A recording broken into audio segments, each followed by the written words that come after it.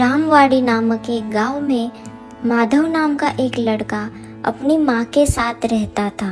उसके पिताजी का उसके बचपन में ही देहांत हो गया था, इसलिए वो अपना घर चलाने के लिए उस गांव के एक होटल पर नौकरी करता था। एक दिन बर्तन धोते समय उसके हाथ से एक प्लेट टूट जाती है। यह देखकर उसका सेठ उस पर बहुत गुस्सा करता है। अरे मूर्ख, ये क्या कर दिया तूने? एक काम ठीक से नहीं आता तुझे।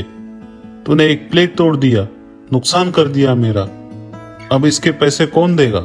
गलती हो गई सेठ मुझसे, मुझे माफ कर दो। आगे से ऐसा नहीं होगा। हाँ, ऐसे मैं होने भी नहीं दूंगा। मैं तुझे अभी काम से निकाल देता हूँ।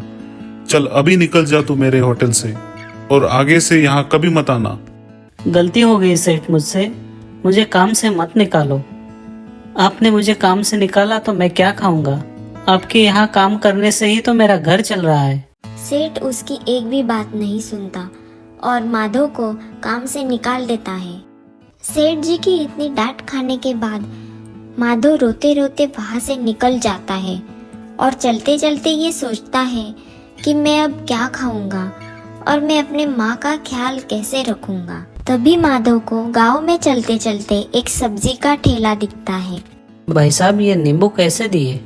बस 10 रुपए के 5 नींबू है, एकदम ताजे और रसीले नींबू है। ले लो भाई, ले लो। नहीं भाई साहब, ये तो आप बहुत ज्यादा भाव बोल रहे हो।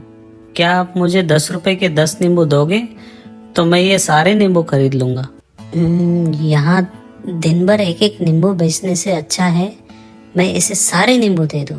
फिर माधव उस सब्जी वाले से सारे नींबू लेता है और आगे जाकर एक पेड़ के नीचे बैठकर वो नींबू बेचने लगता है। नींबू ले लो, नींबू ले लो, बहुत ही ताजे और रसीले नींबू है। बस 10 रुपए के 5 नींबू, ले लो ले लो, नींबू ले लो। लोग माधव से नींबू खरीदते हैं और शाम होते होते उसके सारे नींबू बिक जाते हैं और उसे अच्छे पैसे भी मिलते हैं। माधव अब रोज ऐसे ही करने लगा। सब्जी वाले से कम भाव में नींबू खरीदकर उसे बेचने लगा। हर रोज माधव का दिन अच्छा बीत रहा था। एक दिन माधव ने देखा कि एक चाट वाले के ठेले के सामने एक आदमी बहुत जोर जोर से चिल्ला रहा था। अरे भाई, थोड़ा पानी तो पिलाओ। अरे भाई, हम यहाँ चाट बेचते हैं, पानी तो नहीं है। चाट खाओगे क्या? अरे आपके पास दिमाग नहीं है क्या? आपको पता होना चाहिए कि खाने के बाद लोग पानी मांगते हैं। हम तो चाट बेचते हैं, पानी तो नहीं है। पानी चाहिए तो किसी और दुकान से जाकर लाओ, और हाँ, मेरे चाट के पैसे देकर जाना। क्या बहस करना तुमसे, तुम्हारे तो मुंह ही लगना बेकार है। यहाँ पर ये चाट वाले का ठेला तो बहुत अच्छी तरह चल रहा है। मैं भी इसके बाजू में एक नींबू पानी का ठेला लगा देता हूँ, मेरा धंधा भी बहुत अच्छा चलेगा। फिर माधव उस चाट वाले के पास में नींबू पानी बेचने लगता है। नींबू पानी ले लो, नींबू पानी, ठंडा ठंडा नींबू पानी। आइए आइए, बस 5 रुपए का 1 गिलास नींबू पानी। अरे भैया, 1 गिलास नींबू पानी तो दे देना। ये बाजू का चाट वाला तो पानी ही नहीं रखता। अरे आप ही बताइए, अब खाना खाने के बाद तो पानी लगेगा ही ना। हाँ भाई साहब, इसलिए तो मैं यहाँ नींबू पानी बेचता हूँ। ले लो, ठंडा ठंडा नींबू पानी, बिना बर्फ का नींबू पानी, बस 5 रुपए में 1 गिलास। माधव ऐसे ही हर सुबह नींबू पानी बेचता था और शाम में नींबू बेचता था। कुछ ही दिनों में माधव का बिजनेस दिन दोगुनी रात चौगुनी तरक्की करने लगा।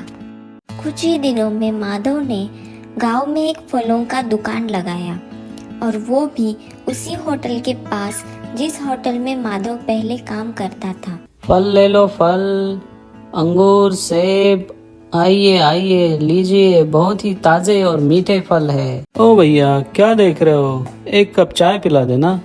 ये लड़का तो मेरी ही दुकान में काम कर रहा था कुछ दिन पहले।